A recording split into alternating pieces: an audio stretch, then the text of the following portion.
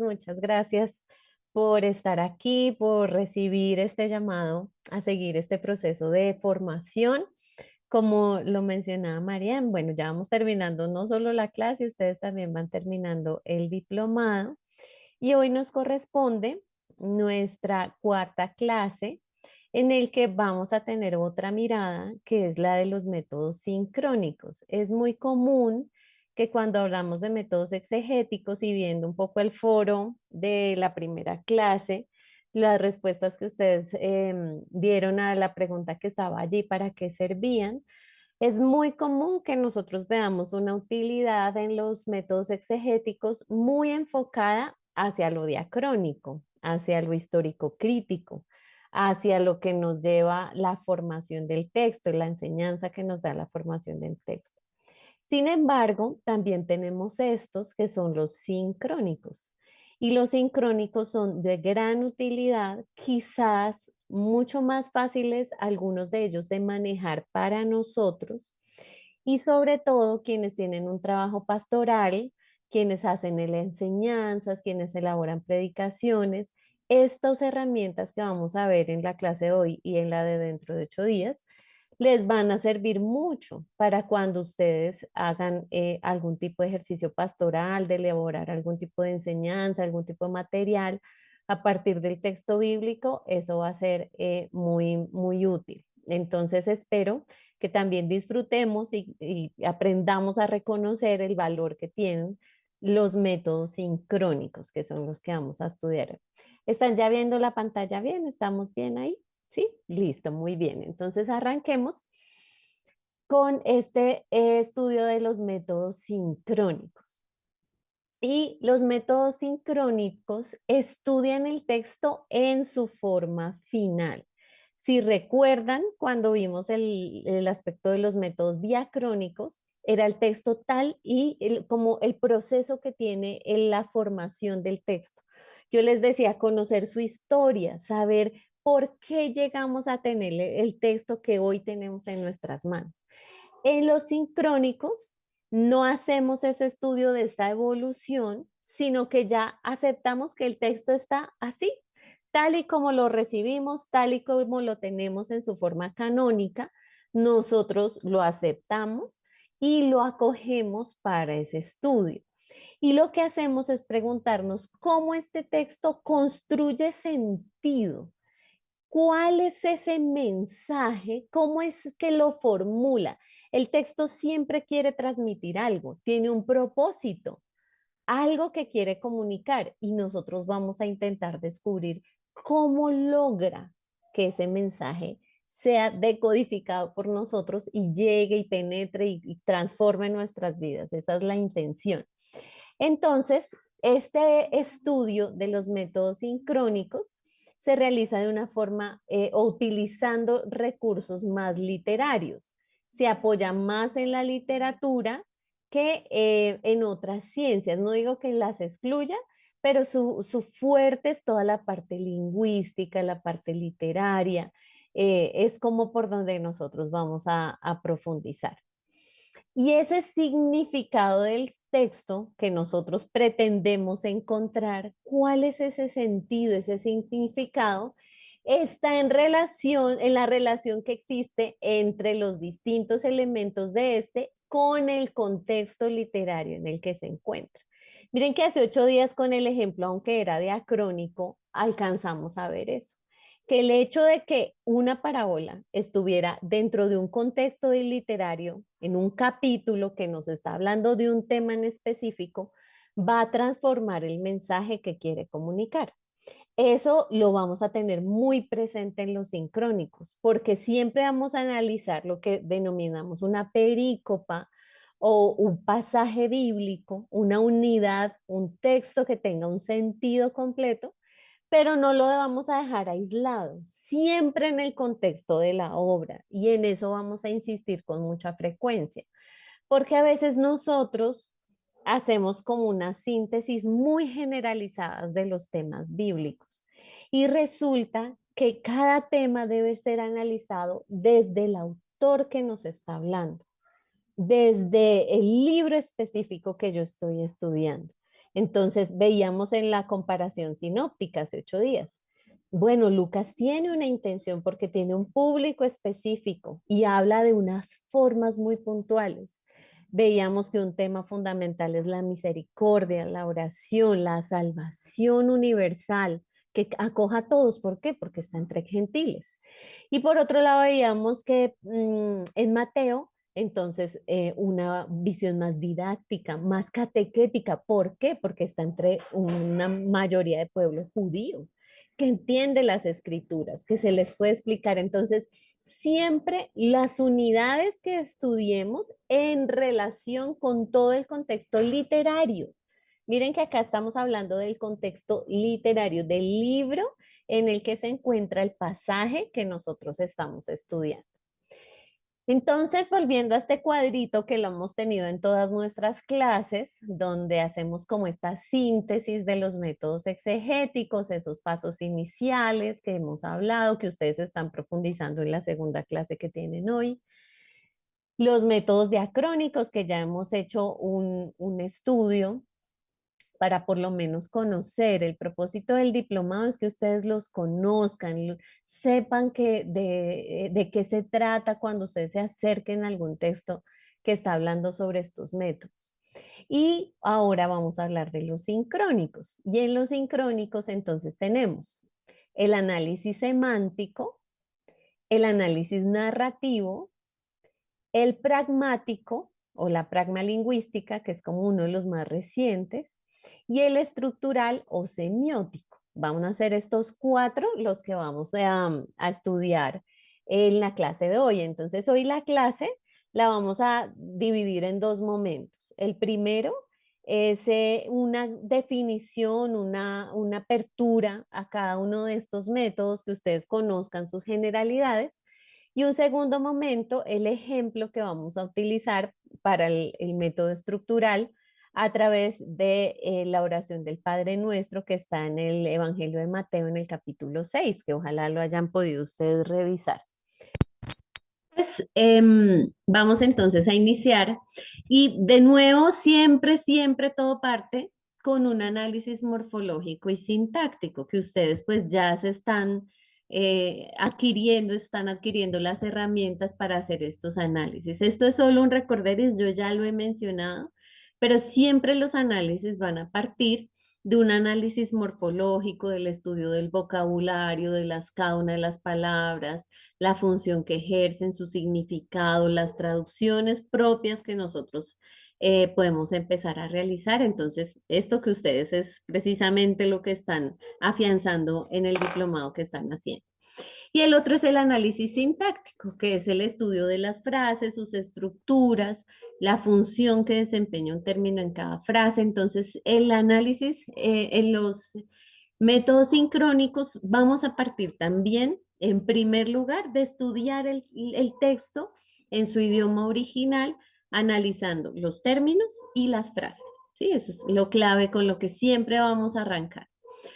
Pero ya empezando con el primero de ellos, que es el análisis semántico, entonces vamos a arrancar estudiando este que es tal vez uno conocido y de fácil acceso. Eso es lo que a mí me gusta mucho de los sincrónicos, es que están mucho más disponibles para que nosotros los podamos aplicar.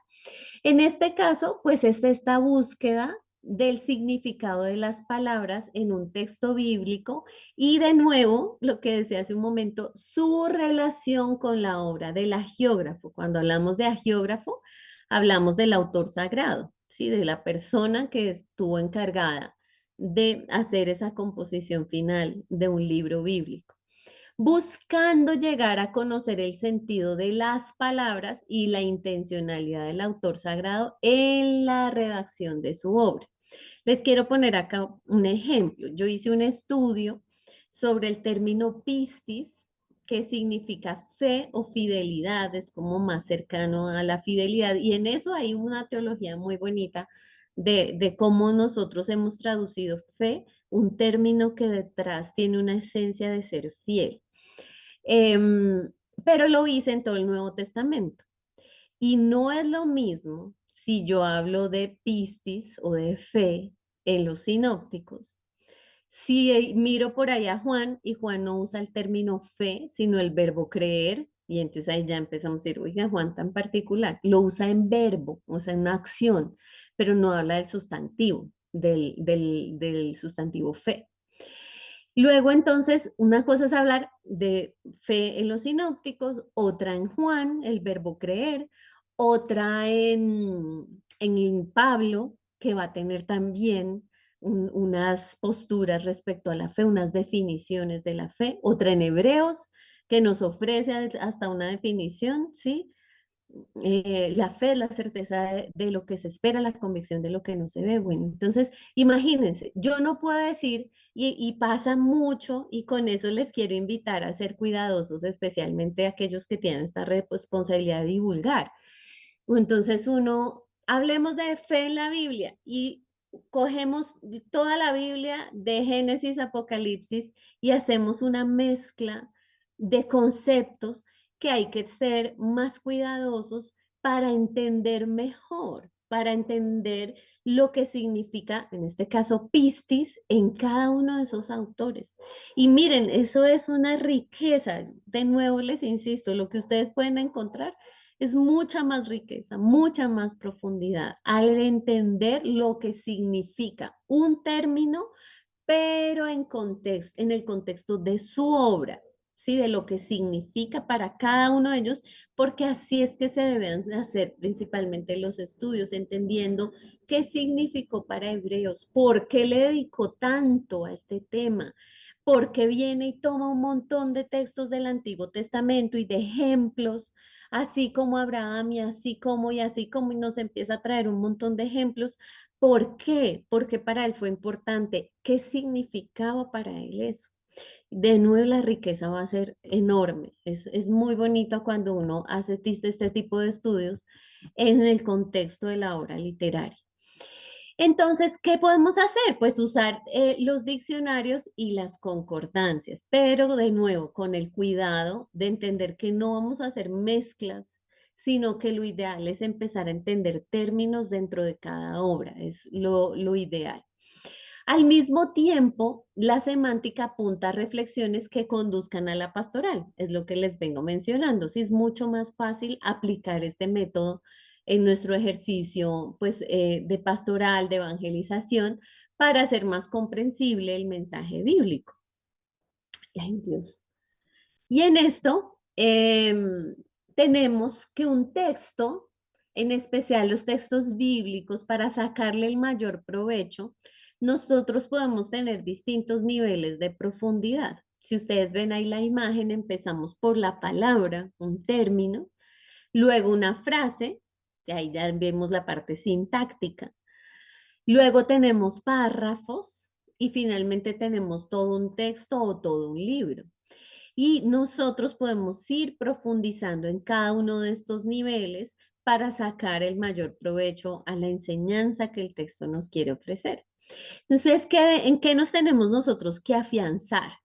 Primero es aprender a reconocer esas palabras importantes en los textos que nos pueden dar la clave para saber de qué se está tratando. Entonces, si se repite mucho un término en un texto, eso ya nos tiene que resonar. Nosotros tenemos que ver, bueno, la intención de este texto va por ahí. Si hay palabras o lo que mencionábamos hace unas clases, si hay cosas que generan tensión, que llaman particularmente la atención, uno en la medida en que va haciendo estos ejercicios, que estudia los textos con detenimiento, que los divide en frases. Yo siempre les insisto a mis estudiantes y en mi ejercicio es dividan los textos por frases, háganlo separado, como hemos visto en algunos de los ejemplos, porque de esa manera uno empieza a ver cosas que de frente leyendo superficial o rápidamente no ha notado y que el texto sí nos puede empezar a orientar el mismo. Cuando uno le dedica tiempo y lo mira en detalle, el mismo texto empieza a hablar. En la primera clase yo les hablaba que uno se relaciona con el texto como un sujeto, no como un objeto del que yo necesito y sacar información, no, sino un sujeto con el que yo me relaciono y el mismo texto me empieza a decir por dónde va el sentido y la interpretación del mismo. Entonces, bueno, además de reaprender a reconocer esas palabras importantes, vamos a hacer una lectura serena para saborear las frases que tocan nuestra vida y nos motivan, quizás a la reflexión o a la meditación. Entonces, siempre de una manera muy detallada y descubrir en cada párrafo el mensaje central que nos quiere dar el texto. Cuando uno hace los ejercicios de aprender a diseñar predicaciones, uno siempre debe buscar ideas centrales, temas muy específicos y muy puntuales por donde el texto nos quiere orientar para nosotros conducir pues de mejor manera la enseñanza y de la misma manera pues la interpretación del mismo. ¿Qué vamos a hacer? Prácticamente, entonces se hace una lista de palabras clave. Aquellas que uno siente que este texto gira sobre ese tema, entonces uno hace un listado de esas palabras y debemos tener en cuenta, bueno, les decía yo que es frecuente que en la narración hebrea se repita muchas veces una palabra y de manera que nosotros como lectores podamos fácilmente identificar de qué está tratando este tema. Entonces, siempre repeticiones, tenerlas muy en cuenta y una lista. Para mí lo más relevante en este texto son discipulado, fe, oración, misericordia, perdón, bueno, no sé, el tema sobre el cual esté girando el texto. Y cuando yo tengo esas palabras, yo puedo hacer algo que es organizar campos semánticos. Ahora les voy a explicar un poquito de qué se tratan estos campos semánticos. Y es que las palabras se pueden agrupar en conjuntos que tienen como están en términos asociados, un término común y se pueden definir como un conjunto de palabras o elementos significantes con significados relacionados, debido a que comparten un núcleo o rasgo semántico en común y se diferencian por otra serie de rasgos semánticos que permiten hacer distinciones. Esto suena un poquito enredado, pero con el ejemplo es más claro. Por ejemplo, si yo en un texto tengo inteligencia, juicio, sensatez, cordura, prudencia, ¿de qué me está hablando? La sapiencia, la sabiduría, o sea, todos estos términos engloban uno más grande que es la sabiduría. Y entonces yo puedo hacer búsquedas en los diccionarios bíblico-teológicos, no solo del término específico que estoy encontrando en el texto bíblico, sino del campo semántico sobre el que está hablando, porque me doy cuenta que hay un tema mayor. Se llaman teologías bíblicas, las categorías teológicas que están dentro del texto y que si voy a un diccionario, pues me va a poder ampliar mucho más la información, yo me voy a enriquecer con todo ese, sí, esa variedad de información que me ofrece un texto. O si en uno yo encuentro bondad, amabilidad, dulzura, indulgencia, benignidad, afabilidad, ay, entonces el texto me está hablando de generosidad. Si la idea de los campos semánticos, primero yo busco las palabras que se repiten, más relevantes, más importantes y hago una lista de palabras. Luego de esa lista de palabras las observo y veo si hay términos en común. Y a esos términos en común que se van relacionando los llamo campos semánticos y puedo también ir a buscar esos términos que son campos semánticos dentro de mi texto en un diccionario bíblico teológico. Otro ejemplo, calma, tranquilidad, benevolencia, favor. Entonces, ¿de qué me está hablando? Un ambiente de paz. Y pues puedo ampliar el horizonte de interpretación del texto. Es de eso se tratan los campos semánticos. Entonces, este ejercicio de hacer la semántica de palabras clave y de los campos nos muestra una categoría, ese es un término que vamos a empezar a relacionarnos, las categorías teológicas que el autor sagrado nos está mostrando en su obra. Y ese sentido de las palabras dentro del campo semántico, siempre en relación con el texto en estudio. Entonces, si yo estoy estudiando un texto, como les decía, de pistis, de fidelidad, y veo que siempre se está relacionando con otros términos. Por ejemplo, en los evangelios es muy común que la fe se relacione con términos de curación. porque muchas veces cuando aparece el término fe está en relación a los eventos de curación que hace Jesús. Entonces, dentro de ese campo semántico, que es la sanación, y cómo se relacionan estos dos en la obra del autor. Si en Marcos, en Mateo, en Lucas, cómo yo veo que siempre se está relacionando y qué me quiere enseñar, qué quiere transmitir el autor a través de este vínculo, de por este ejemplo tan específico, el término fe, pero con eventos curativos. ¿Pasa en los otros? No, no pasa en Pablo, no pasa en Hebreos, no pasa en los demás, pasa en los evangelios. Y desde ahí yo lo puedo estudiar específicamente.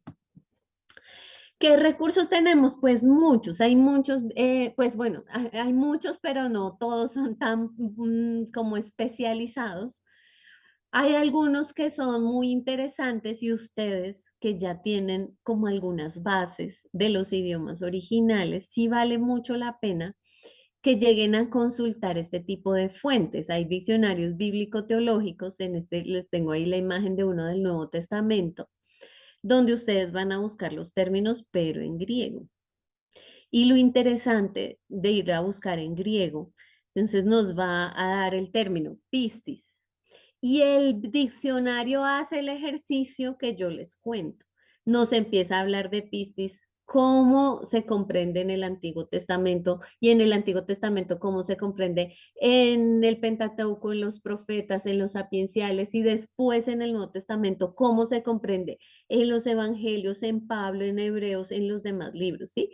Entonces eso es lo interesante, que estos diccionarios cuando son más especializados me hacen todo ese recorrido y me dan toda esa información de un término, pero en un campo más amplio. Ah, bueno, entonces yo, por eso les digo, bueno, pero voy a hacer una prédica, pero voy a predicar de la fe desde Mateo, un texto del Evangelio de Mateo.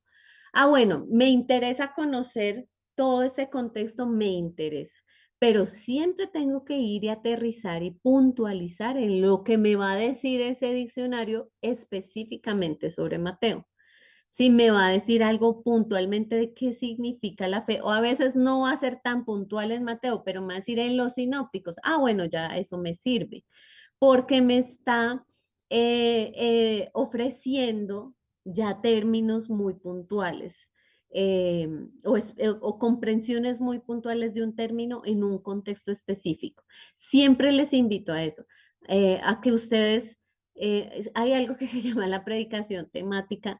Miren, para hacer una predicación temática el esfuerzo debe ser muy grande, porque es que no es tan adecuado que nosotros tomemos muchos versículos de muchos libros de la Biblia, porque los estoy descontextualizando literariamente y también históricamente. Entonces, bueno, acá alguien me dice el material. Este material no es como de acceso como tan abierto. En las páginas que hemos visto, quizás nos dan algunos definiciones, nos ofrecen concordancias, pero digamos, estos materiales son un poquito más, sí, especializados, por lo tanto, no es de un acceso abierto, pero se pueden encontrar cositas, o sea, en internet, ustedes tienen esta presentación, de pronto ir buscando a ver qué pueden ir viendo, siempre busquen diccionarios bíblico-teológicos, ¿sí? Esa es la intención, diccionarios bíblico-teológicos, donde ustedes pueden hacer este tipo de consultas. Estos pues son de acceso más en físico, porque realmente no hay un acceso como en internet a este tipo de material que es pues mucho más especializado. Entonces ese, análisis semántico. Yo sé que lo podemos utilizar fácilmente porque para nosotros pues, puede ser un poco más eh, fácil de comprender el ir a analizar términos y de esa manera buscar la línea interpretativa de un pasaje bíblico. El segundo, que es muy utilizado y vamos a profundizarlo en la siguiente clase, porque también me parece maravilloso para el ejercicio pastoral, nos da herramientas de fácil acceso, es el análisis narrativo. A mí es, digamos, el que más me gusta, el que más he usado, el que me parece también más práctico y más útil. Bueno, en realidad hay pues, de los sincrónicos varios, pero es que este tiene elementos muy interesantes que nos pueden a nosotros servir a construir fácilmente enseñanzas para los que tienen como ese interés, ¿no? Entonces, hay algo que tenemos que tener como de precedente en este análisis narrativo. Dentro de 8 días vamos a hablar un poquito más de eso. Y es que toda la tradición bíblica y la fe del pueblo de Israel, así como de las primeras comunidades cristianas también, se construyó toda su identidad con a través o mediante el relato. Y nosotros que sabemos, en una de las clases hablábamos, ¿no? De la tradición oral, cómo se iba transmitiendo oralmente cada una de las enseñanzas que eran la identidad, el fundamento de cada una de estas generaciones del pueblo de Israel y después de las comunidades cristianas. Así que para ellos el relato es fundamental, la narración de historias.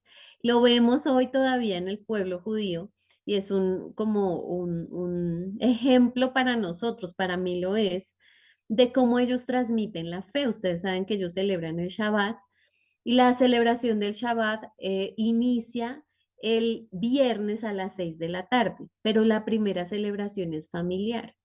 Sí, y el sábado es cuando van a la sinagoga y comparten con la comunidad, pero previo a ese encuentro comunitario hay un encuentro familiar. Y en ese encuentro familiar que gira alrededor de una cena muy rica, como un momento muy alegre de la semana para la familia, se cuentan las historias del pueblo. Por eso dicen que esta tradición familiar que se afianzó tanto en el pueblo judío es lo que ha permitido que este pueblo haya sobrevivido a pesar de las múltiples amenazas que ha tenido, ¿sí? Un pueblo amenazado que ha sufrido la violencia, incluso un intento de exterminio, pero no se logra y aún persiste y muchos defienden que parte de como de la consistencia y de que este pueblo persevere es esto, es la transmisión de la fe a través de las familias cada viernes en la noche en el que se comparten las enseñanzas. Y claro, para ellos esto es fundamental y por eso es tan importante para nosotros también este análisis narrativo, porque nos enseña a estudiar específicamente este género literario. Miren que ya estamos tomando cosas de los diacrónicos, y es que decíamos que hay narraciones o relatos y este género nos ayuda a estudiar específicamente eso, no discursos, no cartas, no cantos, no poesía, sino relatos, donde nos cuentan una historia. Había un hombre llamado José que, sí, entonces, donde empieza una historia, donde hay personajes, donde hay una trama, donde, que es la gran mayoría de la Biblia, está construida en relatos. Entonces, por eso este método es tan útil, tan interesante para nosotros. Y este recuerdo no hace surgir un pasado muerto, ¿sí? No está, sí, nos está contando por allá la historia del rey David. Bueno, sí, interesante saber todos estos datos de David. No, sino que dice, establece esa pertinencia teológica de los acontecimientos pasados para comprender el presente. En la historia de José, el del Pentateuco. Es maravilloso, toda su experiencia de dolor y sufrimiento es muy interesante poderla venir y aplicar. Hay relaciones familiares difíciles, hay tensiones, hay perdón, hay resistencia al perdón, hay procesos de duelo y eso es muy fácil de actualizar y de aplicar. ¿Por qué? Porque pues es nuestra vida diaria, también es nuestra cotidianidad. Entonces, por eso un relato como el de José es súper interesante para analizar con este género, con este método que es el análisis narrativo. Y todas las narraciones tienen un vínculo literario del mensaje de salvación, o sea, a través de esos relatos Dios se fue revelando, se fue dando a conocer y por eso nosotros llegamos a tener hoy esta experiencia de salvación que reconocemos tener en Jesús. Entonces, tanto judíos como cristianos narran historias y es porque creen en un Dios que se revela en la historia. Dios se ha revelado, ellos le han reconocido y de eso nos han contado. Y de sus relatos y de sus historias es que nosotros hoy tenemos la fe que tenemos.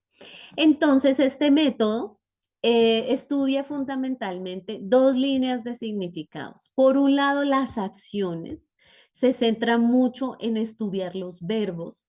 El hebreo y la mentalidad semita gira mucho en las acciones, en los verbos. Por eso el verbo es tan importante cuando uno estudia el idioma hebreo, porque todo gira alrededor de esas acciones. Y los actores, los personajes. Entonces, también podemos hacer análisis de personajes que nos da también una gran profundidad en los textos. El método narrativo concibe la historia o el texto narrativo como una descripción de estos sucesos o estas acciones que suceden en un determinado orden y relacionados entre ellos. Entonces, por eso les digo que debe partir de una historia. Un hombre estaba sentado en una mesa, era un publicano y pasó Jesús y lo vio y entonces, si ven, empieza a ser una relación de sucesos o de acciones en un orden que se relaciona. Ahí nos damos cuenta que nos está hablando de un relato. Y principalmente lo que analiza este método es esto, el relato y su trama. ¿Cómo desarrolla la trama el autor o el narrador del texto? ¿Cómo nos habla él? Porque hay muchos pasajes donde hay como, no sé si todos pues reconocen este término, pero en el teatro o en el cine algo que se llama una voz en off. O sea, nos está contando una historia, pero por detrás hay alguien que dice algo, que menciona y complementa lo que está aconteciendo. En este caso, él es el narrador. Y en muchos pasajes nos lo deja ver. Entonces dice, y que Jesús sabía lo que estaba en sus corazones. Y cómo el narrador supo que Jesús sabía lo que estaba en sus corazones. Y entonces uno empieza a entender un poquito quién es ese que está detrás contándonos ese relato. Eso se estudia también acá en el análisis narrativo. El análisis de personajes, ¿sí? Es un protagonista o es un personaje secundario, tiene ciertas acciones, cierta relevancia, transforma la trama, no la transforma, es solo relleno, bueno, en fin, también se puede hacer un análisis de personajes. Y hay algo que se estudia también, es muy interesante y es el lector implícito. Y es como alguien que está dentro de esa comunidad, dentro de Marcos, dentro de Mateo, dentro de alguno de estos libros que nos cuentan relatos, cómo entiende y cómo le llega a esa persona. Si yo me ubico en ese papel, yo soy una mujer en el Evangelio de Lucas, donde Jesús habla tan abiertamente a las mujeres, usa tantos personajes femeninos, y entonces yo digo, bueno, yo soy una mujer, ¿cómo me llega a mí ese mensaje? ¿Sí? Uno intenta asumir ese papel y ese rol de una persona que lee el texto dentro de la comunidad. Es como la intención. Dentro de 8 días ampliaremos un poquito más este análisis a través de un ejemplo que vamos a hacer. Ese es el segundo. Ahora el tercero es el análisis pragmático o la pragmalingüística, que les mencionaba, es uno de los más recientes. Y este tiene como una intención muy particular y es que pretende descubrir la intención que tiene el texto, la capacidad de acción o de influencia sobre los lectores. Nosotros sabemos que el texto tiene un propósito, ¿sí? De ejercer algún tipo de transformación en la vida del ser humano. Y nosotros con el pragma lingüístico intentamos detectar qué es eso, qué es lo que quiere hacer, qué es eso que se quiere transformar en la vida del hombre, qué influencia, qué impacto quiere tener el texto en el lector, en aquel que se acerca al texto. ¿Cómo lo hace? Utilizando 3 dimensiones. Uno es la sintáctica, que ustedes ya conocen un poquito. Parte de eso, del análisis sintáctico, del análisis de frases y de la relación de las frases dentro de un pasaje bíblico.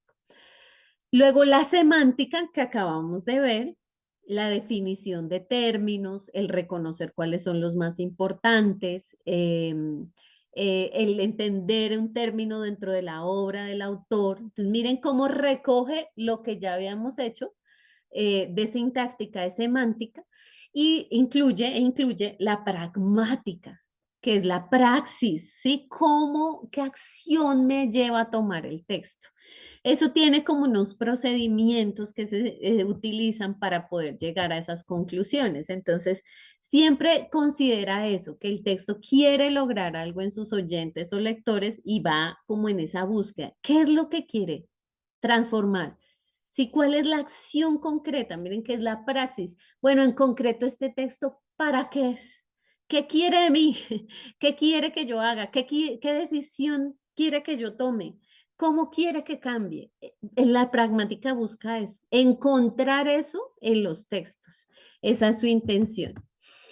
Y entonces la exégesis pragmática intentará ayudar al lector a descubrir el potencial transformador que tiene el texto y puede irse haciendo eficiente en el proceso de lectura. Pues claro, ese sería lo ideal de los textos, que una vez son leídos, esa acción y esa transformación se ejerza en nuestras vidas. Entonces es muy chévere si con un método yo puedo entender eso y eso después se lo puedo comunicar, pues primero para mí, luego obviamente para quien tengo yo la posibilidad de compartir. Eso lo hace tejiendo relaciones ordenadas de comunicación. Miren que acá, pues yo les cuento la esencia. Obviamente esto tiene unas técnicas que yo les comparto las de algunas, como la que vimos hace 8 días y como lo que vamos a ver hoy un poquito y dentro de 8 días un ejemplo más amplio. Pero obviamente cada uno de estos métodos tiene unos procedimientos que uno se tiene que enfocar y especializar pues para poder ejecutar, que no son en estos casos tan complicados. A mí por eso me gustan mucho estos métodos sincrónicos. Entonces les decía yo, se miran las relaciones que tiene el texto y hace uso tanto de la cohesión sintáctica como de la coherencia semántica que tiene todo el texto y que genera un sentido, que genera sí, un significado para el lector. Entonces, el pragmático. Y hoy vamos a hacer un estudio un poquito más profundo del análisis estructural. Dentro de 8 días va a ser del narrativo, hoy va a ser del estructural. La idea es que veamos la utilidad. Yo sé que el semántico puede ser más cercano para muchos de ustedes. Tal vez el pragma lingüístico requiere un poco más de ejercitarse en cada uno de estos campos, la sintaxis, la semántica y la pragmática, para que uno pueda también aplicarlo.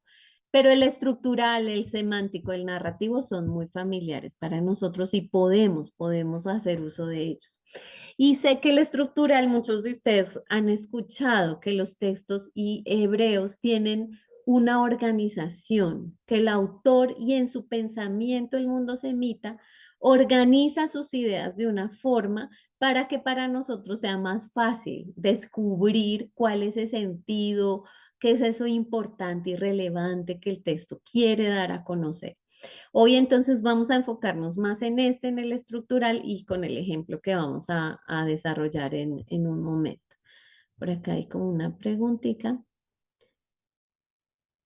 Ah, bueno, tranquila, no te preocupes si alguien tiene por ahí dificultades, que la clase igual queda grabada y después ustedes pueden acceder a la clase.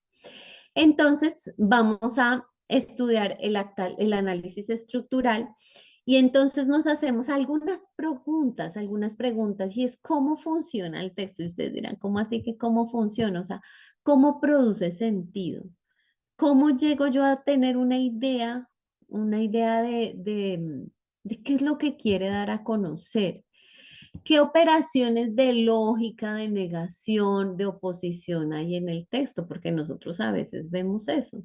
Sí, cuál es como la ruta que sigue, por dónde me quiere orientar, a veces qué oposiciones hace para que yo pueda entender mejor lo que el texto me quiere comunicar y qué hace posible el significado que se percibe en el texto.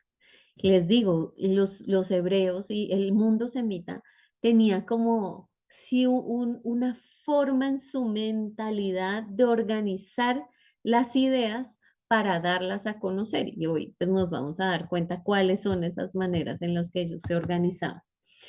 Entonces, este análisis estructural ve el texto como estructura y organización que produce un sentido.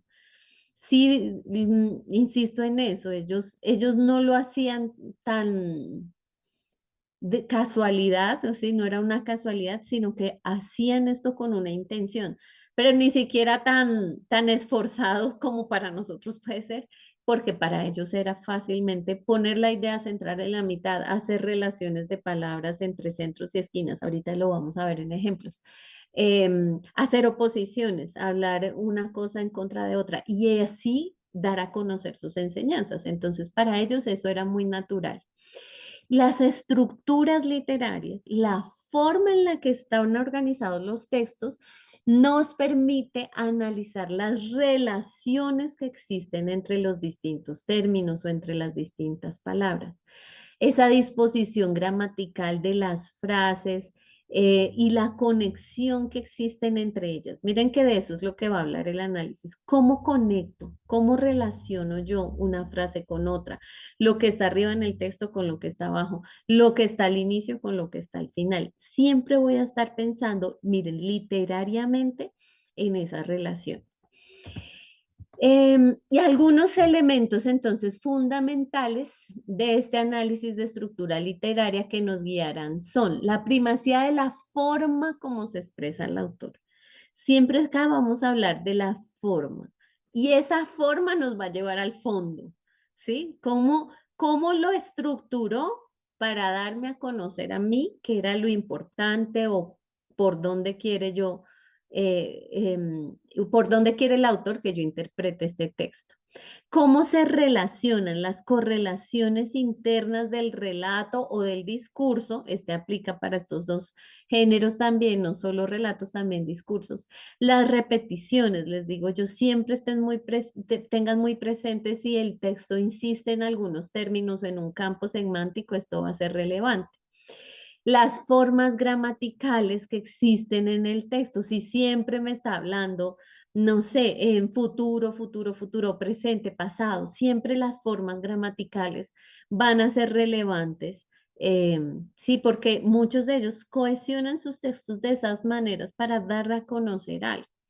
Y la correspondencia entre términos y expresiones. Entonces vamos a estar pendientes mucho de si esto hace correspondencia, se relaciona, se vincula. Lo vamos a tener muy presente cuando hacemos el análisis.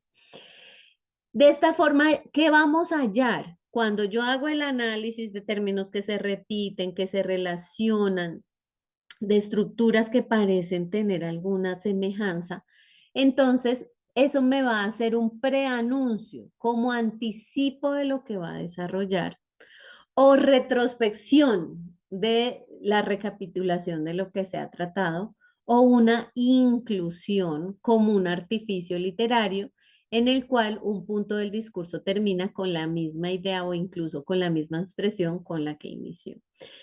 De nuevo, esto puede ser un poquito difícil de entender así, pero con los ejemplos ya lo vamos a ver. Y es que los autores usaban dos niveles o dimensiones que tenía el texto. Dos niveles de comprensión, creo que ahí me parece eh, que falta un término, de sentido, de dimensión que tiene el texto. Una es la estructura manifiesta en la que se organizan las unidades literarias. Entonces, tenemos un texto, el autor nos lo presenta. Y en esa presentación hace algo que es una inclusión. Y es que empieza el texto hablando de, y un día cuando estaba de mañana, y así arrancó el texto, y por allá cuando termina un capítulo, dos capítulos, dice, y a la mañana siguiente. Entonces yo sé que entre esas dos mañanas hay un texto que me quiere ofrecer una mensaje, una enseñanza porque no en vano el autor puso dos términos, iniciando y terminando, para que yo pudiera detectar que ahí hay una unidad literaria. A eso le llamamos inclusión. En los discursos, en las cartas de Pablo, en todas las epístolas, son muy frecuentes para que nosotros podamos detectar, porque como habla de tantos temas, entonces empieza a ponernos esas pistas.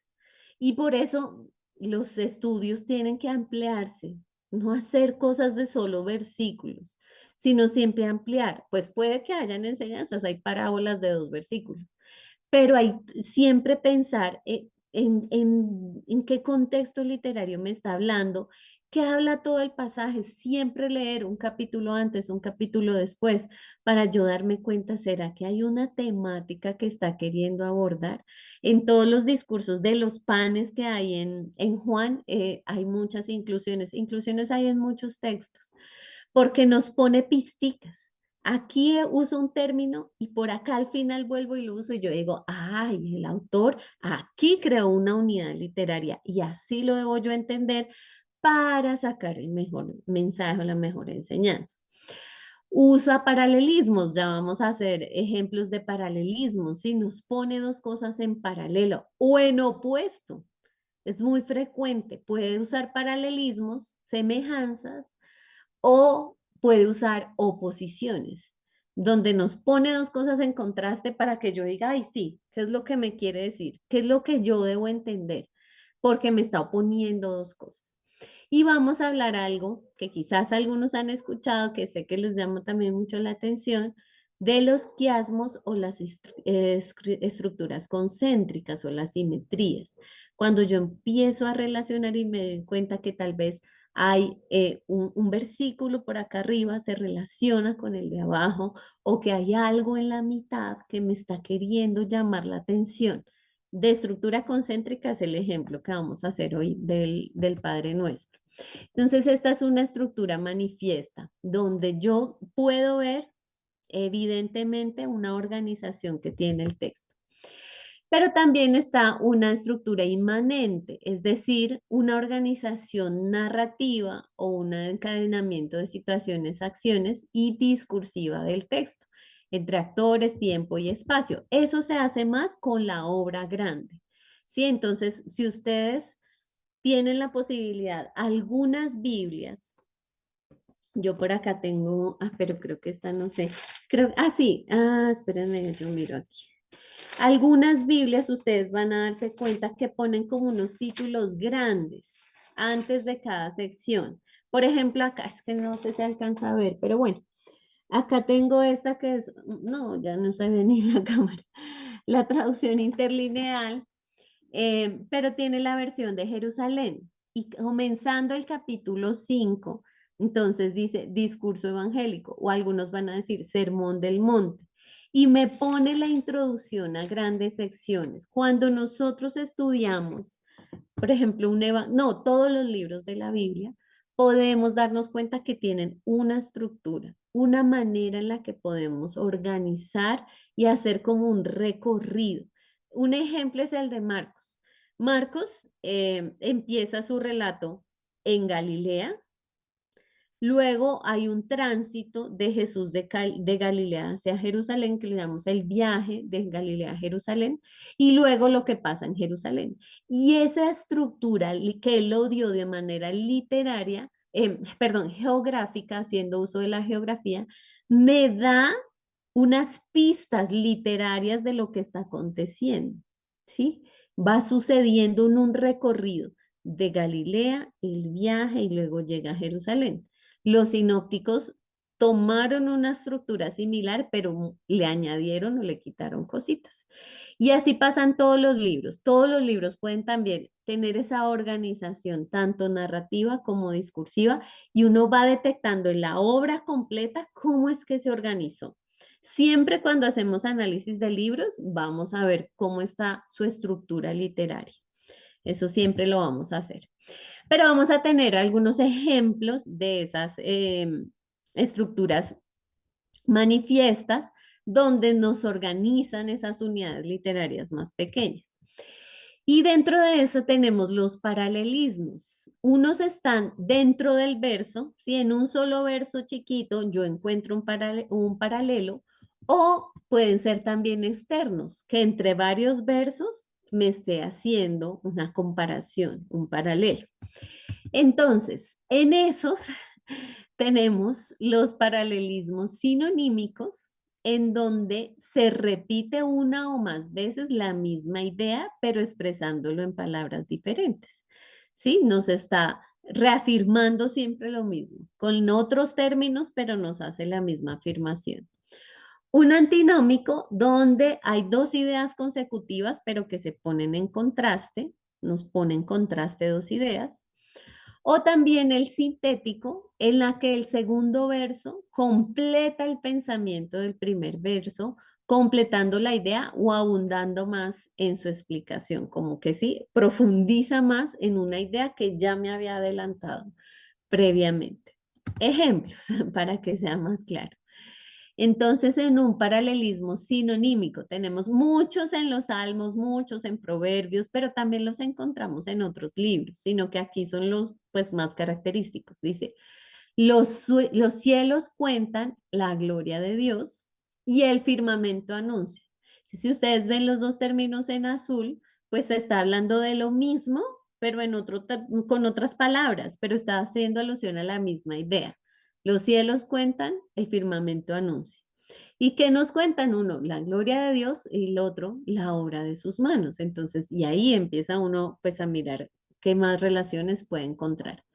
Otro está en el Salmo 119, dice, lámparas a mis pies, tu palabra, y lumbrera a mi camino. Lámpara a mis pies, lumbrera a mi camino, son un paralelismo sinonímico porque nos está diciendo casi exactamente lo mismo, pero utilizando otros términos. Ahora veamos un ejemplo del antinómico, ¿sí? Como antónimos que se están poniendo allí. Entonces, dice el Salmo 84, prefiero pisar el umbral de mi Dios que habitar en las tiendas de los impíos. Entonces, uno nos está poniendo algo en relación que es un lugar en el que se habita, pisar el umbral, habitar las tiendas.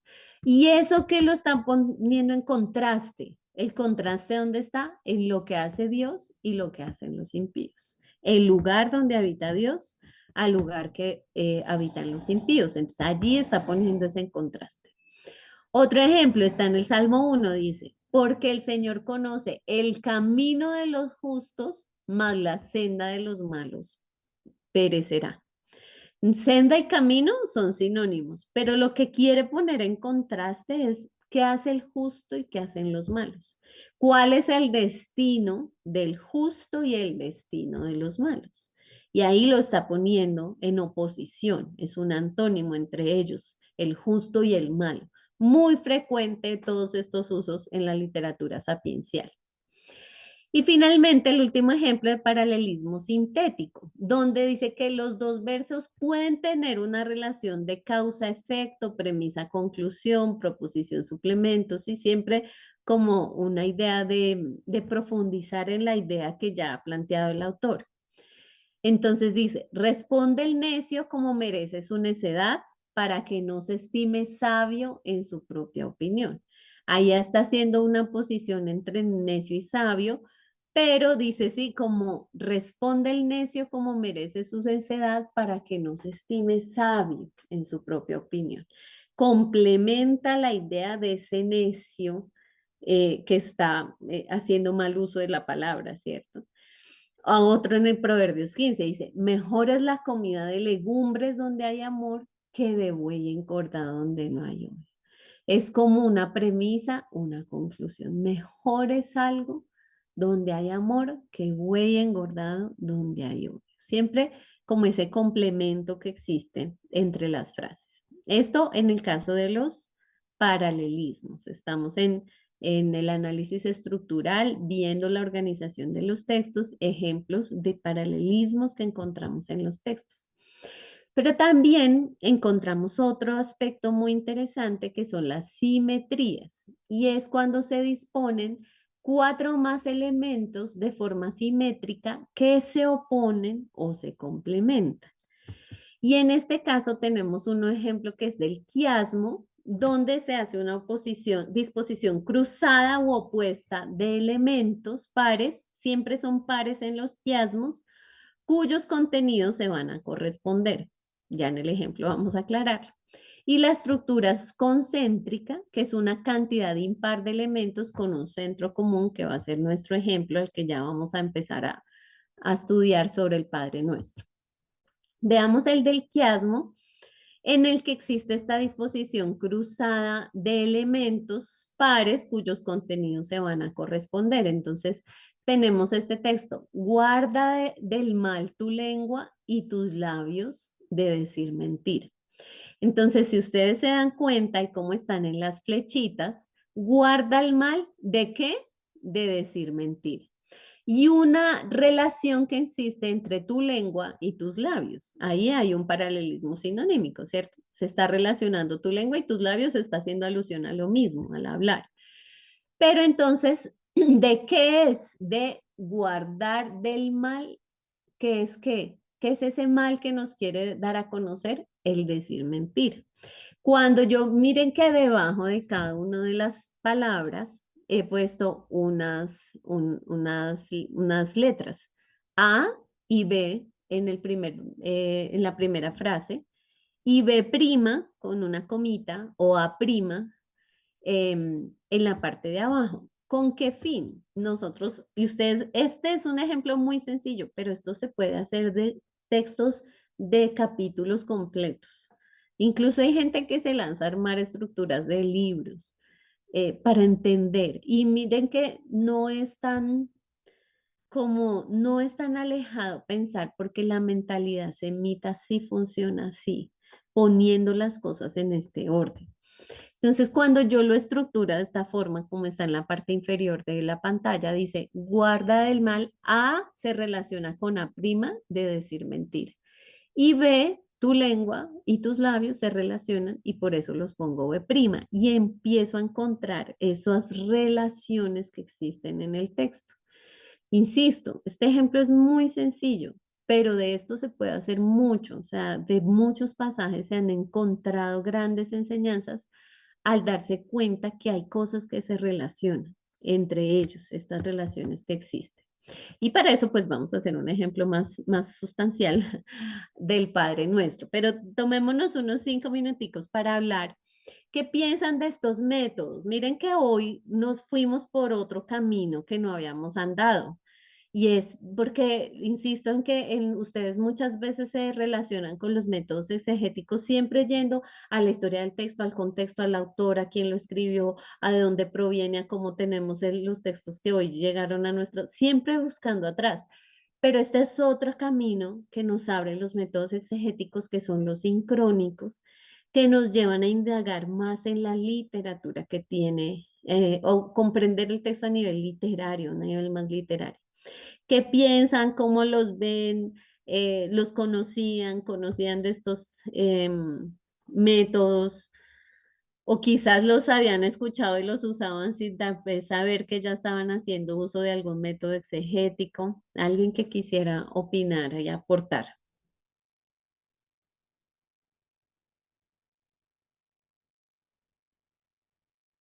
José, te escuchamos. Bueno, maestra, muy buenos días. Bueno, si bien es cierto, ahora de alguna manera sí lo he ido usando, eh, medio rústico, ahora lo sé con palabras técnicas, pero en cierta forma, no sé si está bien la conclusión a la cual he llegado, pero lo diacrónico y lo sincrónico, en cierta forma, lo he ido usando algo de uno y algo del otro. En el caso de lo diacrónico, he necesitado analizar el contexto en el cual se hizo el pasaje, dónde fue realizado, qué es lo que estaba haciendo el escritor en el momento de que lo escribía. Y ahora del método sincrónico es ya más el contexto gramatical. Entonces, está bien porque en una clase me acuerdo que usted dijo, si sería bueno y sería prudente escoger uno de los dos métodos para elaborar una prédica, ¿no? Pero es correcto lo que yo estoy pensando, o sea, de todas maneras voy a tener que agarrar algo de lo diacrónico y de lo sincrónico. Eso quería preguntar, maestra. Así es, muchas gracias por tu aporte y sí, indudablemente uno se ha acercado un poco a estos métodos sincrónicos, a una concordancia, ya ha tenido acceso a algunos de ellos sin saber que ya estaba haciendo uso, ¿no? Pero para responderte, José, lo ideal, o sea, uno siempre va a hacer uso de los dos. Y miren que en la historia de los métodos exegéticos, cuando empezó a profundizarse en los contextos, en saber la historia y la evolución y cómo llegamos a tener, se le dio tal relevancia al método histórico crítico que habían personas expertas y esto pasó y esto está pasando en tal lado y la historia y el imperio griego y bueno, se sabían tantas cosas, pero no se hacían actualizaciones del texto. Entonces, pues sí, gente que hizo muchos aportes, pero que no condujeron en muchos de los casos, pues como a enriquecer la fe, porque terminaron siendo muchos datos, datos y datos y datos, pero que no hubo como un provecho espiritual de eso. Por eso surgieron los métodos sincrónicos. Los métodos sincrónicos son un poco más recientes, los diacrónicos llevan mucho más tiempo. Pero los sincrónicos surgieron diciendo, bueno, pero pues ya tenemos el texto como está, ahora analicémoslo, como tú dices, gramatical, literariamente. Y siempre uno termina haciendo uso de los dos. Yo, digamos, en los estudios que he hecho, en mis tesis, en las cosas que he hecho, siempre uno toma de los dos. Es muy difícil uno hoy no hacer uso de un método diacrónico, de los hallazgos que hay, porque sería desconocer mucho, ¿sí? Entonces, uno por lo general toma siempre algo de lo diacrónico o solo lo diacrónico. Y tal vez la referencia que yo hacía es porque uno se vuelve especialista más en algunos o uno toma como más, se afianza más en algunos. Entonces, por lo general, una tesis, yo les digo, una tesis de un pregrado, una tesis de una maestría en Biblia, ¿uno qué hace? Toma de varios, ¿sí? Toma los hallazgos que quiera de alguno de estos métodos y profundiza en uno. Sí, sí se hace una profundización en uno en especial. Desconozco los otros, no. Les pongo un ejemplo de mi tesis. Yo tomé hallazgos de el método histórico crítico diacrónico, pero profundicé en el narrativo. O hay personas que toman hallazgos de lo diacrónico y profundizan en lo pragmalingüístico. O hay personas que se enfocan completamente, no sé, crítica literaria y solo toman lo diacrónico. O sea, sí se pueden hacer estudios a profundidad en uno. A nivel pastoral es más como lo plantea José. Uno toma un poco de lo diacrónico y después se mete en lo sincrónico porque es como un camino que conduce a hacer hallazgos pues más fácilmente para lo pastoral. No quiere decir que con solo lo diacrónico no se hagan, porque lo hicimos hace 8 días con la parábola de la oveja. Si ustedes se dan cuenta, usamos lo diacrónico y con lo diacrónico pudimos hacer conclusiones interesantes a nivel pastoral. Pero sí, por lo general, tomar de los dos es importante y uno va notando de nuevo en ese diálogo con el texto por dónde se analiza mejor este texto. ¿Sí? ¿Cuál es el método más pertinente para un texto en específico? Siempre intentamos eso. Y Jorge, que tiene la mano levantada. Sí, profe. Em, el tema de la intencionalidad del autor, en este caso del redactor, del escribiente, obviamente es lo medular, ¿no? Pero dado que, por ejemplo, más que todo sucede en el Nuevo Testamento, ¿no? Que los autores deberían haber tenido algún grado de dificultad para plasmar quizás la intencionalidad, ¿no? Dado que iban dirigidos a una sociedad que no era la suya, en un lenguaje que no era el suyo. Entonces, viendo ese factor de ahí, ¿qué método podríamos, digamos, sería el más acertado para así incidir o conocer más a profundidad la intencionalidad que tuvo el autor? No sé si me he dejado Sí, entender. sí, sí. Lo que pasa es que es difícil decir cuál es mejor, porque lo acababa de mencionar. Depende el texto. Sí, muchas veces es en ese diálogo con el texto que yo elijo el mejor método. Entonces, las cartas paulinas se utiliza mucho este método estructural o semiótico, incluso hay otro que le podríamos sumar que acá no estamos estudiando, pero es el retórico, que también podría hacerse uso. Pero si estudio los evangelios, si estoy estudiando sí, estas historias de la vida de Jesús, pues es mejor un narrativo. Pero si estoy en Mateo y es uno de los discursos, entonces seguramente mejor un estructural, depende del texto. Y todos, pues, conducen, tú hablas de la intención del autor, todos conducen a eso. Miren que detrás de cada uno de ellos uno intenta hallar ese propósito o ese sentido fundamental que tiene el texto.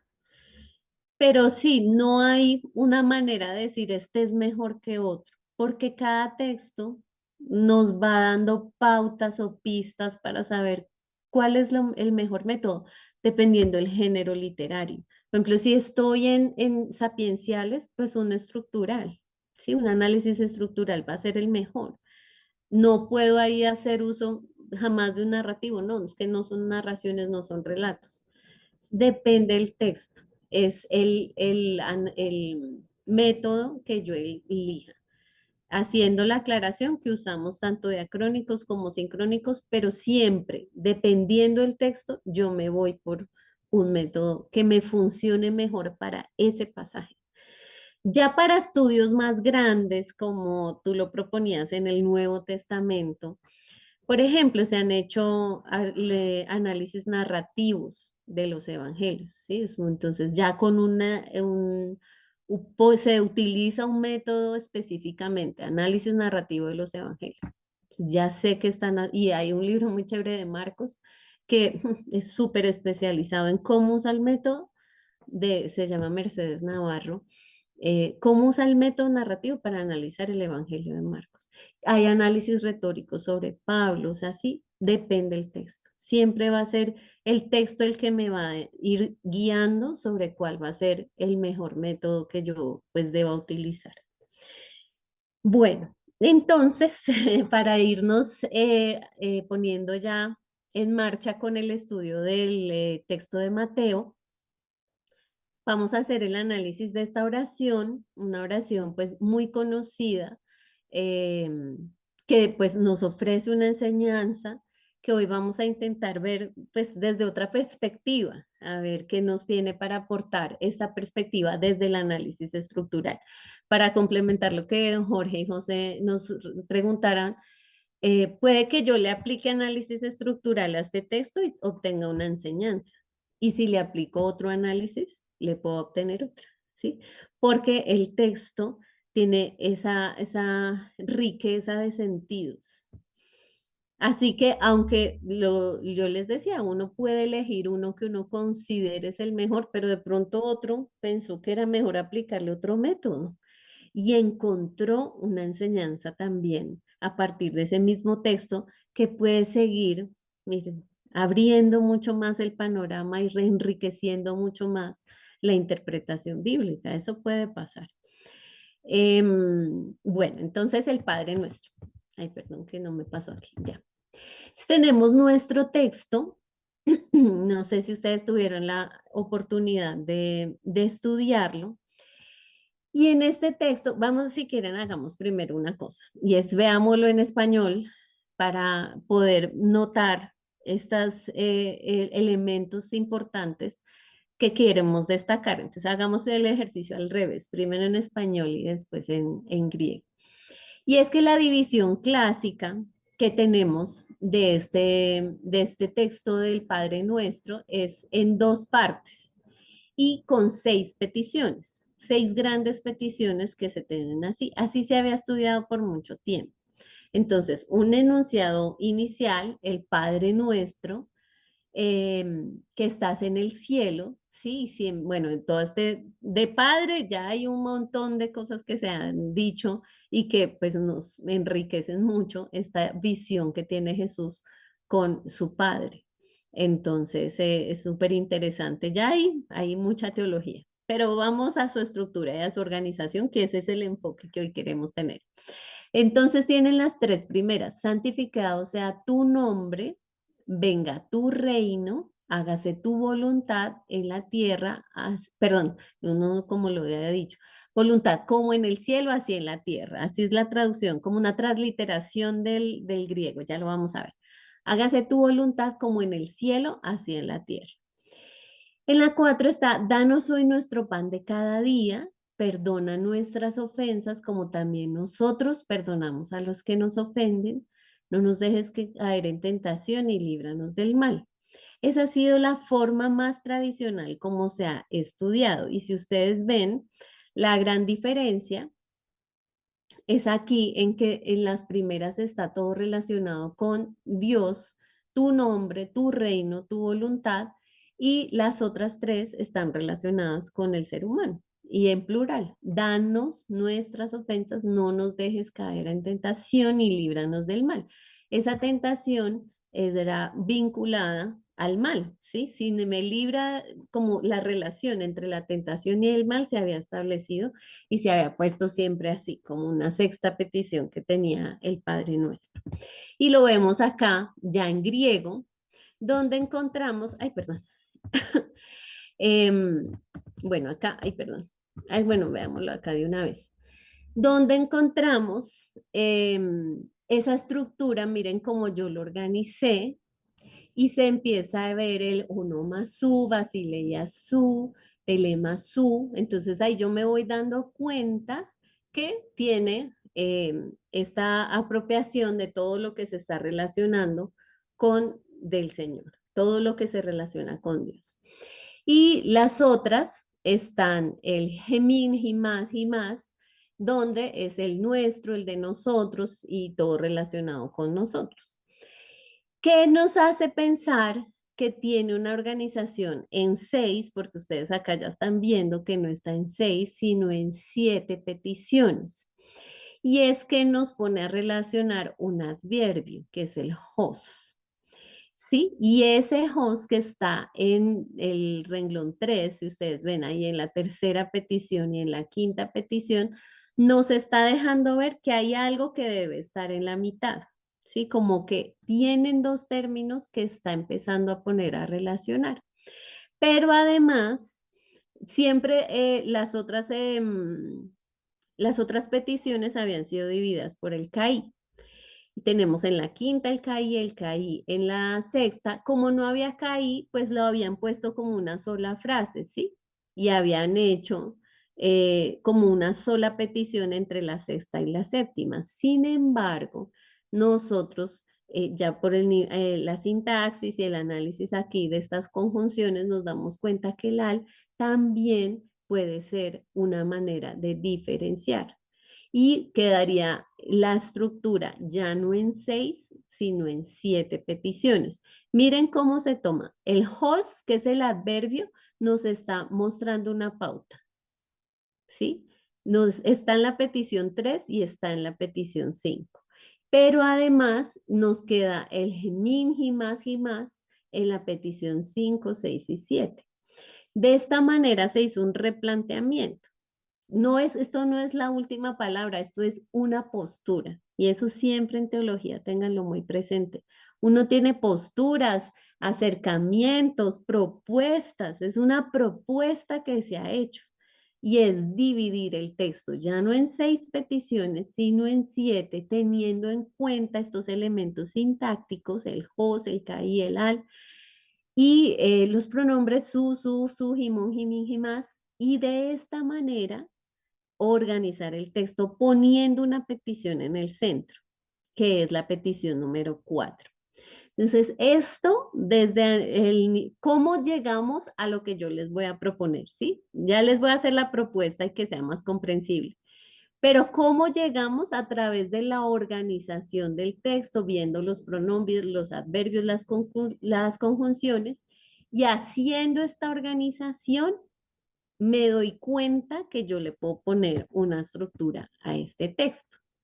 Entonces, ahora, ¿cómo quedó? Con 7 peticiones. Santificado, bueno, Padre nuestro que estás en el cielo, santificado sea tu nombre, tu reino, tu voluntad. Ahí está el host, como en el cielo, así en la tierra. Como también nosotros perdonamos a los que nos ofenden, nuestras ofensas, no nos dejes caer en tentación y líbranos del mal. ¿Listo? ¿Y qué nos quedó en la mitad? Danos hoy nuestro pan de cada día. Por ahora lo estamos planteando, ¿sí? ¿Cómo pasamos de como siempre lo habían estudiado en 6 peticiones, ahora a pasarlo a 7? ¿Cómo lo hicimos? A partir de la organización del texto en griego, viendo sus adverbios, conjunciones y los pronombres. ¿Qué pasa? En el mundo judío, ustedes han visto que es muy, muy importante este elemento, que es una menorá, una lámpara, que es el símbolo de la palabra de Dios. Ahí tenemos 7 candelabros. Y miren cómo esa organización de 7 nos pone algo en el centro que por lo general en la mentalidad semita nos lleva a poner la atención en eso. Sí, yo les decía hace un momento, no es algo ahí como, ay, ahí quedó, no. O sea, ellos intencionalmente organizan y ponen los textos y su pensamiento es así, poniendo cosas que tal vez se relacionan entre el 1 y el 7 puede que haya una relación, entre el 2 y el 6, entre el 3 y el 5 y que hay algo fundamental que yo pongo en el 4, que es la mitad de la estructura del texto. Entonces yo lo estructuro de esta forma y lo veo así. Entonces, santificado el nombre de ti, venga el reino de ti, hágase. Entonces, esto es una transliteración muy literal y uno hace esas transliteraciones para poder ver estas cosas. Por eso es tan chévere coger del griego y poder ver estos detalles. En la 4 pasa algo, como que hay un cambio, miren. El cambio, el texto cambia, dice, el pan de nosotros cotidiano da a nosotros hoy. Cambia, hay un cambio allí en el texto.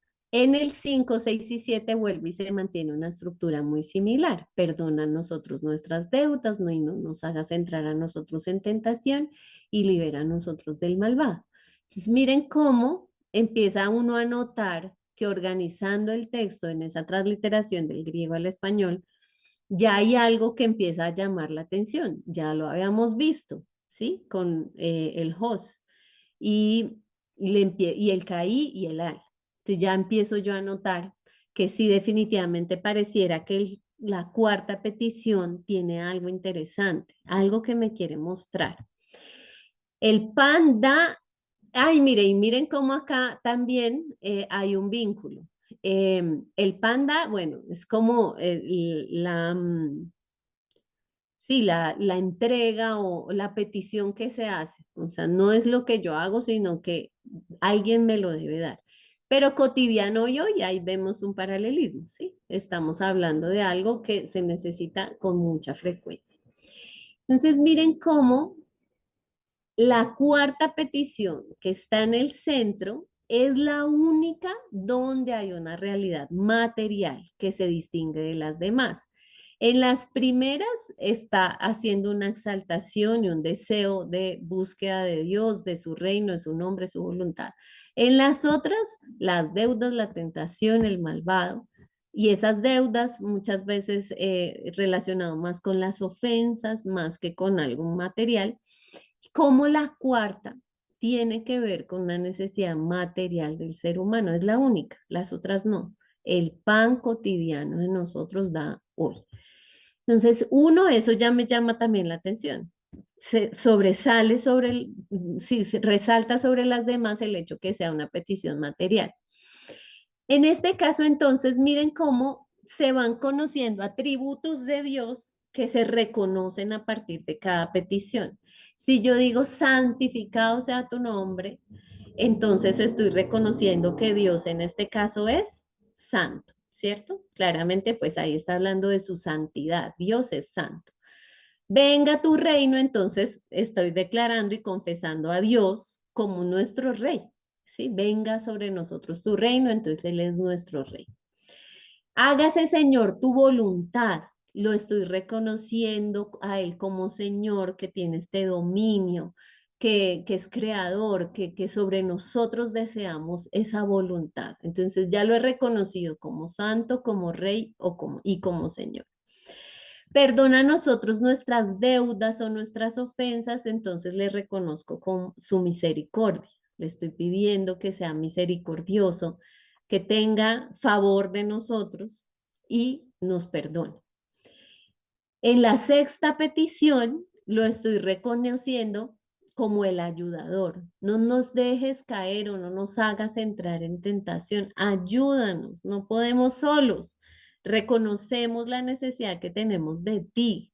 Entonces, ven y ayudarnos y a librarnos de esta tentación.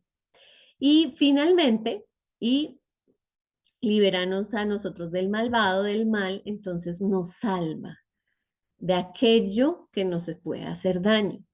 Entonces, miren cómo cada una de estas peticiones nos permite reconocer a Dios en sus distintos atributos: santo, rey, señor, misericordioso, ayudador y salvador. Todas ellas, esos atributos del Señor que el orante está en este caso reconociendo. Pero la cuarta tiene una particularidad. ¿De quién nosotros esperamos que nos atienda y nos soporte? Especialmente, miren, cuando somos niños. Un niño no se afana ni se preocupa por qué va a comer hoy, porque él solo espera un proveedor. ¿Y quién es ese proveedor? Sus padres. Y en este caso, nosotros, como hijos, estamos reconociendo en la cuarta petición, en ese danos hoy nuestro pan de cada día, a Dios como Padre. Y mire lo bonito, porque esta cuarta petición, que nos dimos cuenta que era importante porque estaba en el centro, porque en análisis estructural reconocimos que en la mitad había algo que llamaba nuestra atención, nos vincula cómo inicia la oración. ¿Cómo inicia? Padre nuestro. O sea que la que más nos asocia la imagen de Dios como el orante la quiere reconocer es la cuarta, la que tiene que ver con el pan. Danos hoy nuestro pan de cada día. Es la intención, por ahí quiere ir el autor. Miren, si ven las pistas que nos va poniendo, nos pone al inicio Padre nuestro, así lo llama, y luego organiza el texto de tal forma que yo pueda fijar la atención. Lo demás es importante, por supuesto, reconocer a Dios como santo, como rey, como Señor, misericordioso, ayudador, salvador. Claro, cada uno de esos atributos nos dan una imagen de quién es Dios y qué nos ofrece Él a nosotros. Pero hay una que Él quiere resaltar. Ustedes ya lo han conocido así. El pueblo judío, los lectores de Mateo, que eran judíos que habían aceptado a Jesús como Mesías, que ya tenían esas imágenes, lo reconocían como santo, claro, reconocían en las escrituras como rey, como señor, ya lo conocían así. Miren el punto. Esta comunidad de Mateo ya conocía esas otras imágenes y esos otros atributos de Dios. Ya los identificaban, ya se vinculaban a Dios de esa forma. Les faltaba una. Adivinen cuál. Ver a Dios como su Padre. Y por eso el autor de Mateo hace este énfasis, estas pisticas que nos va poniendo, para que también nosotros podamos ir entendiendo que ese es el atributo que aquí quiere resaltar. En otro texto va a resaltar su misericordia y en otro texto va a resaltar su señorío y en otro texto su misión como nuestro Salvador. Pero en este, en el Padre nuestro, pues nos va a querer resaltar su misión como padre, su imagen de padre. Entonces empezamos a vincular esto con otros textos del Evangelio y decimos, bueno, el pan nunca solamente es una necesidad material. Ya en Mateo 4 teníamos que este texto que dice, el tentador se acercó y le dijo, si eres hijo de Dios, di que estas piedras se conviertan en panes. Mas él le respondió, está escrito, no solo de pan vive el hombre, sino de toda palabra que sale de la boca de Dios. Así que cuando él nos pone aquí esta cuarta petición, danos hoy nuestro pan de cada día, no solo está hablando de lo material, también está hablando de esta palabra que sale de la boca de Dios. estamos vinculando. Esto que ya dos capítulos antes nos venía hablando, entonces empieza a hacer sentido, que no es solo el pan que nos comemos materialmente, sino que es la palabra que Él nos provee.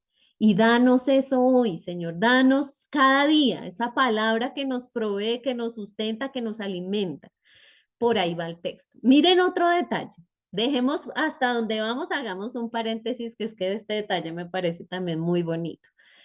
Estamos en Mateo, ¿no? Estamos en la comunidad de Mateo, en el Evangelio de Mateo. Resulta que ahí también tenemos las bienaventuranzas, otro texto hermoso para estudiar, para profundizar eso. Hay libros enteros para estudiar las bienaventuranzas.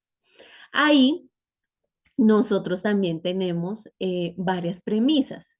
Si ustedes ven, entonces tenemos 3, 5, las 7 bienaventuranzas que nos propone Mateo.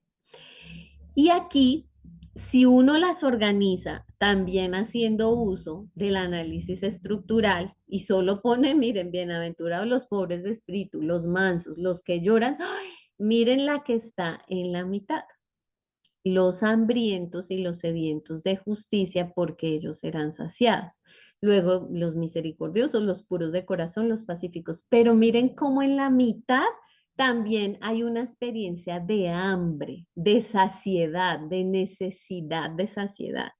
O sea, pan, por allí estamos hablando, pan que es palabra de Dios, y acá también está como esta relación y este vínculo con algo que nosotros necesitamos llenar. En este caso es la justicia, y justicia es una categoría teológica bellísima en el Evangelio de Mateo para estudiar sí, con mucho juicio, porque contrasta, no es justicia como nosotros lo entendemos, no es la justicia occidental, ni retributiva, ni darle a cada cual su merecido, no se trata de eso. Em, sí, pero el punto más allá de la justicia, porque eso sería otro estudio, es hablar que en la quinta, perdón, en la mitad, en este análisis estructural, en la mitad también nos está hablando de algo que se necesita saciar. O sea que este tema de la saciedad, del hambre, pues sí es importante en Mateo. Uno se va dando cuenta de los hilos que nos va poniendo y uno dice, sí, por ahí va, por ahí es importante. Y ahora entonces, bueno, yo les decía de la menorá.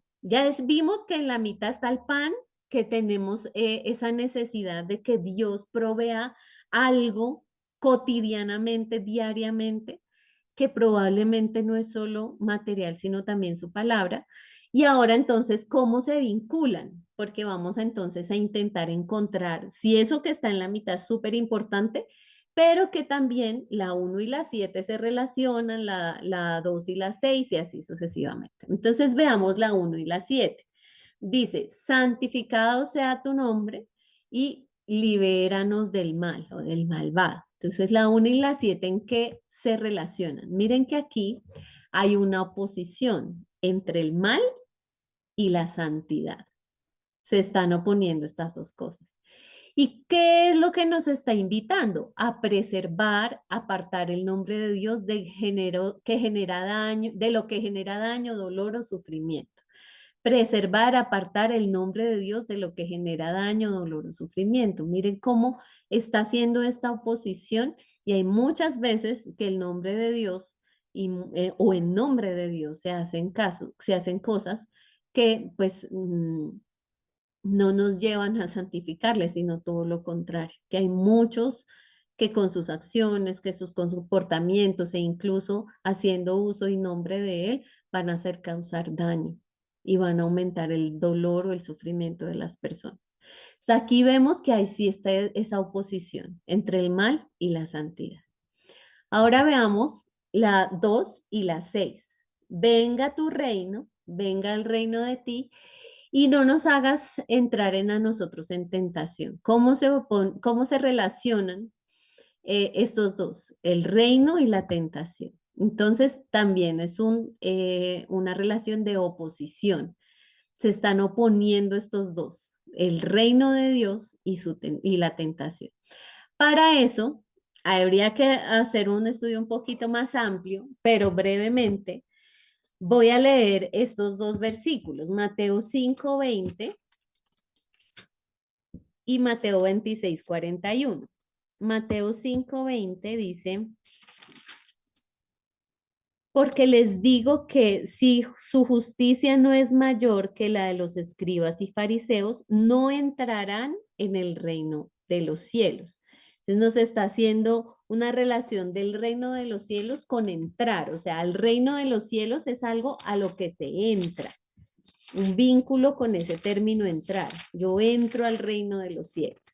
Y en Mateo 26:41 dice, velen y oren para que no caigan en tentación. Que perdón, si estoy acá, sí. Así, velen y oren para que no caigan en tentación, que el espíritu está pronto, pero la carne es débil. Ahora voy a leerla en otra versión. Manténganse despiertos y oren para que no caigan en tentación o no entrar. Es que el término, estas traducciones utilizan así. Si ustedes tienen por ahí la Biblia en griego, el término es el mismo. Es entrar, ese caer que traducen las versiones. En griego es eiséltete. Entonces, es el mismo que se usa en Mateo 5, en el que acabo de leer, 5:20, es el mismo que se utiliza acá en el 41, pero en las traducciones no nos deja ver el entrar, sino que lo traducen como caer. Pero miren cómo el término es entrar, eiséltete.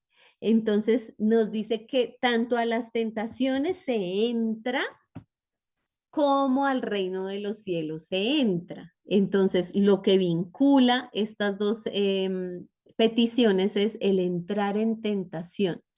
Significa entrar en la perspectiva del maligno, entrar en su compañía, someterse a su poder y entrar en el reino de Dios se le opone directamente. O sea, si yo caigo en tentación, si yo entro en tentación, pues no puedo entrar en el reino, ¿sí? Me estoy oponiendo a eso. No puedo estar en ese vínculo, ya no puedo estar allí. Ese. Ahora hágase la voluntad de ti con perdón a nosotros nuestras deudas. Aquí entonces estaba el host que nosotros utilizamos para darnos cuenta que ese host hacía allí como una forma de inclusión para poner en el cuarto lugar la petición, para poner en el centro la cuarta petición. Les dice, hágase tu voluntad en el cielo como en la tierra y perdona a nosotros nuestras ofensas como nosotros perdonamos a los que nos ofenden. El movimiento de estas dos peticiones es paralela, cielo y después tierra. Miren cómo está. Nuestras ofensas, nosotros las perdonamos acá en la tierra y Él nos las perdonará en el cielo. Y arriba dice que se haga su voluntad también en el cielo como en la tierra. O sea, siempre está ese vínculo, ese movimiento de estas dos situaciones que se ponen en paralelo. Primero Dios y después nosotros. ¿Sí? Primero Dios nos perdona y primero hace Dios su voluntad en el cielo y después se hace su voluntad en la tierra y después nosotros perdonamos también aquí en la tierra. Miren cómo si hay relación, si se están vinculando, es cada una de estas peticiones. Entonces, les decía yo que todos estos textos, pues bueno, nos están centrando en varios aspectos importantes, ¿sí? El pan, la relación que existe en cada uno de los términos. Ahora para terminar y que nos queden unos minuticos para dialogar, solo quiero terminar diciendo que el sermón de la montaña, todo ese sermón del monte, los capítulos 5, 6 y 7, nos habla de tres preceptos fundamentales: la oración, la limosna y el ayuno. La limosna no entendida como hoy en día se vive muchas veces, que es ahí un par de monedas que se echan. No, no, todo esto tiene que ver con una compasión, un deseo de justicia de que el otro reciba lo que necesita. Y miren cómo tenemos en este caso de que estamos estudiando, el Padre nos está haciendo un énfasis en la cuarta petición, en la que nos estamos diciendo, danos hoy ese pan, dánoslo, Señor. Y eso se vincula con la oración, su palabra, eso que Él nos quiere asistir cotidianamente. La limosna, miren cómo es el privarse del pan para darle al pobre. Imita la generosidad que el Padre tiene. Todo esto en esta imagen de aquel, del Dios, de Dios como Padre. Como yo dejo de tener algo que creía era mío y se lo doy a otro para suplir su necesidad. Y el ayuno, cómo se renuncia por cierto tiempo a comer su pan para reconocer a aquel que le provee de pan. Como yo me abstengo para hacer un reconocimiento que Él es quien me provee, que de Él proviene ese pan. Miren cómo cada una de estas enseñanzas fundamentales en este Sermón del Monte, de donde estamos estudiando el texto, tienen un vínculo fundamental. ¿Con quién? Con el Padre, que quiere revelarse de esta forma a cada uno de nosotros. Con algo súper importante que nos lleva al estudio del Sermón del Monte completo, la oración, la limosna y el ayuno. Y es que no es nuestro pan, que es nuestro pan, perdón, no mi pan, no es mi pan, no súpleme, no dame, no revélame, no solo a mí, sino a todos. Todos tenemos necesidad de ese Dios proveedor y de ese reconocimiento de Dios como Padre. Y como comunidad, el llamado también a suplir la necesidad de los que también están necesitando. No es solo para mí, esto no puede ser una petición, una necesidad individual, es para todos. Sí, es el deseo de que todos tengamos eso que cotidianamente el Señor nos quiere dar. Por ahí va este texto, por ahí va este texto. ¿Qué tal? ¿Cómo les pareció? Comentarios, aportes, sugerencias, impresiones de este estudio de el Padre Nuestro.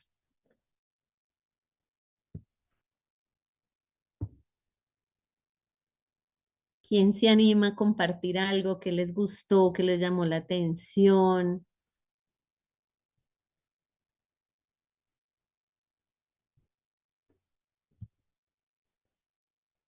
No, todos tímidos hoy.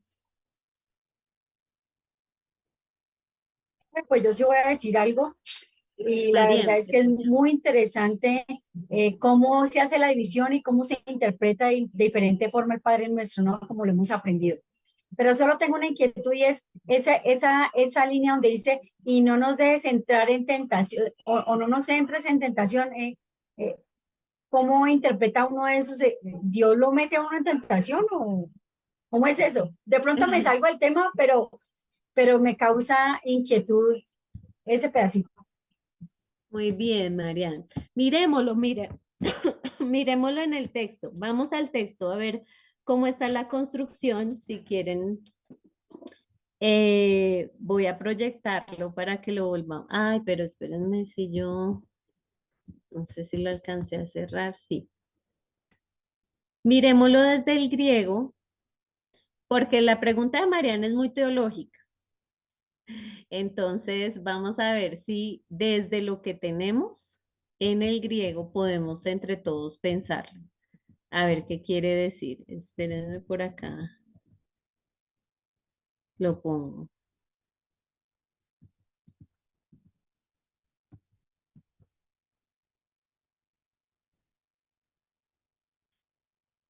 Ya no, es que lo había cerrado por lo que ya, pero ya. Es la 6, ¿no? La que nos está proponiendo Marian. No nos dejes de caer en tentación o entrar en tentación, como es la propuesta, como el texto más. em, Miremos el otro, el paralelo, el que yo acabé de leer en el 22:41. ¿Cuál fue el otro? Espérenme acá. A ver cómo es una respuesta, es una pregunta más teológica, pero vale la pena. A ver si lo podemos aclarar aquí. Ay. 26:41. Dice, velen y oren para que no entren en tentación, que el espíritu está pronto, pero la carne es débil, es lo que dice en el 26:41. Y acá en el 6, en el que estamos orando, leyendo, ¿dónde estamos? Ay, es que pasé Mateo 5. Acá dice, y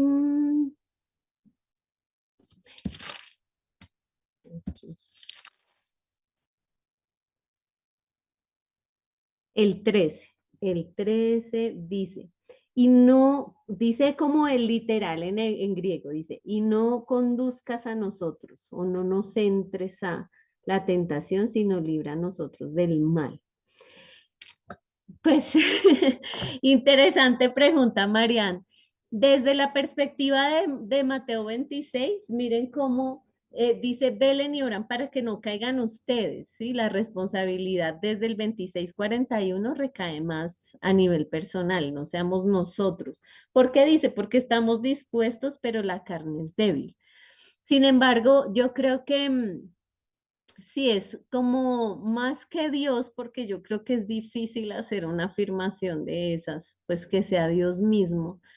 Es como la fragilidad del ser humano que reconoce que nosotros, a pesar de estar dispuestos, nos cuesta, o sea, y nos cuesta mucho esa dependencia de Dios como Padre, nos cuesta ese reconocimiento de que no somos autosuficientes, de que no estamos solos.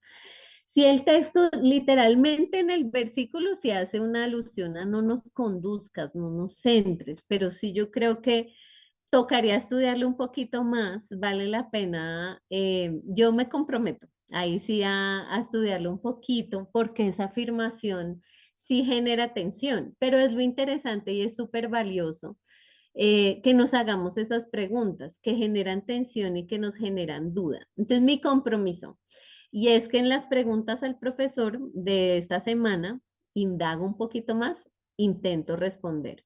Y en comparación de los dos textos, del 26:41 y del 6:13, que es el que estamos estudiando acá, para ampliar. Muchas veces va a pasar esto, ¿sí? Va a ser difícil responder cosas como y dar una sola versión. Es mejor estudiar y con una estudiadita dar una mejor respuesta de un tema polémico, tensionante que tiene el texto. ¿Listo? Entonces me comprometo a ponerlo ahí. ¿Alguien más? ¿Alguien más que... Ah, por aquí en el chat creo que había algo. Dice, es todo un giro, es distinto después de ver este método a lo que siempre hemos visto. Honestamente lo estoy procesando porque estaba muy interesante verlo y analizarlo de esta manera. Y dice Jorge, esta estructura del Padre Nuestro se da más en los autores más judíos que en los de la dispersión. Sí, el pensamiento judío tiene mucho más marcado esta forma de escribir, entonces sí lo vamos a encontrar mucho más presente. Sin embargo, como por ejemplo, diríamos, bueno, Lucas tomó de Marcos, Marcos parece más cercano, aunque no propiamente, pero más cercano, entonces podrían tener algunas de estas influencias que ya venían del mundo judío. Pero sí, indudablemente sí es una estructura de pensamiento que se acerca mucho más al judaísmo y como a las formas de interpretación judías que habían en esa época. Entonces sí va a pasar mucho más en esos textos. Bueno, ya son las 50 y no veo manitas levantadas, entonces, bueno, mi compromiso para aclarar un poquito a ver qué nos enseña estos textos sobre esta pregunta y la invitación a que ustedes también, la semana pasada quedaron pendientes unas preguntas, pero no las escribieron en el foro, entonces pues quedan por ahí duditas que podríamos resolver, que con mucho gusto incluso pues hacemos todo el esfuerzo de investigar para poder aclarar. Rodolfo, una última mano, pero súper rápido.